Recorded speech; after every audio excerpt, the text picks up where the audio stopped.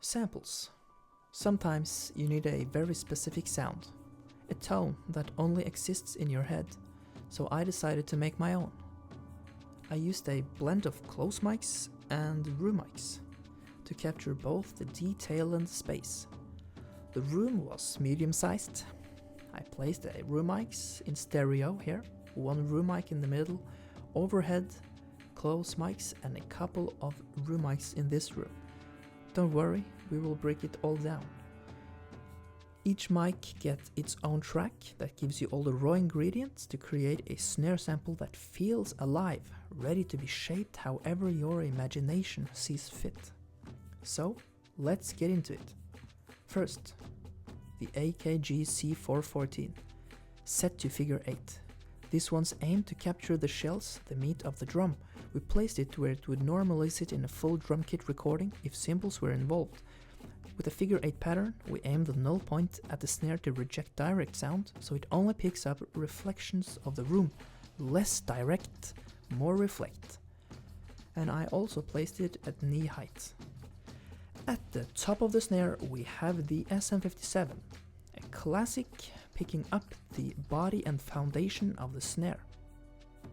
Underneath we have the SM57 again, capturing the wires.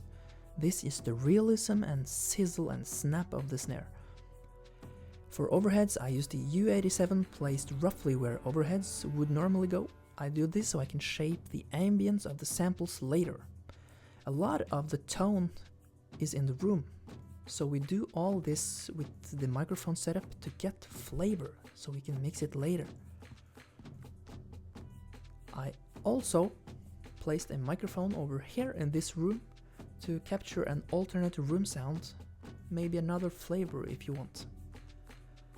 Finally, to wrap it all up, we got a stereo pair of microphones to capture the room reflections in stereo. Think of them as the glue that holds everything together.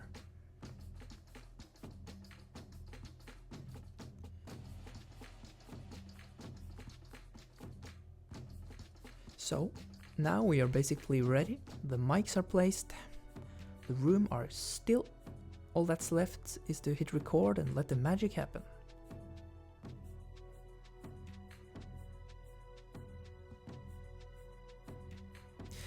And with that, our journey ends, not with a triumphant snare hit, but with a quiet snap of questionable wood and a poor stick management. A noble quest brought to its knees by the cheapest item in the entire setup. Thanks for watching. Now wait a second, sticks comes in pairs, don't they? So let's get on with it.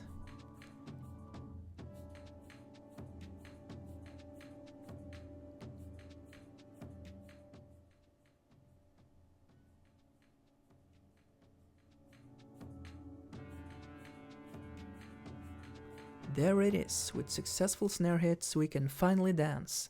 We got our samples. But something was missing. I had the ingredients, the close mics, the room mics, but the tone felt clacky, less gushy. In my very subjective vocabulary, it lacked warmth, bass, depth. So I realized that placing the C414 facing out into the room was creating a reverse proximity effect, too little low end.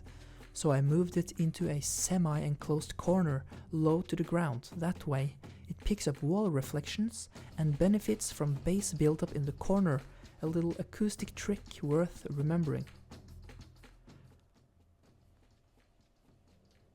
So, from here it's all about mixing, bouncing and saving it as a WAV file. Your very own custom snare sample, built from scratch. Thank you for watching.